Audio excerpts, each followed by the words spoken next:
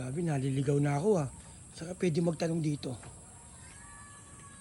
Uy, si Miss. Makapagtanong ako.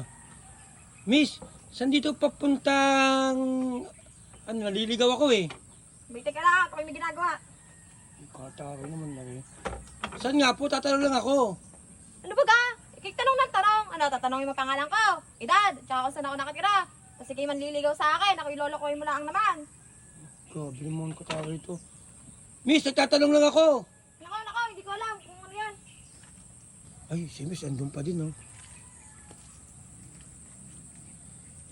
Miss! Miss! Oh, Hihingi akong pasensya kung nagtanong kanina. Ang tabay-tabay mo eh. Mayit ata ulo mo, Miss eh. okay lang. Iyon, ito'y kaaway ko lang kanina, kaya ako'y bad trip. Ah, kaya pala may ito ulo mo? Ayun, Yan ang boyfriend mo? Oo, no! Ay, mahilig ka pala, Miss, sa ano, no? Medyo malambot na lalaki, no? Aba, hindi naman manloloko, hindi katulad ng iba diyan. Totoong lalaki nga, manloloko naman, Diyos ko. Ay, sige, Miss, ano?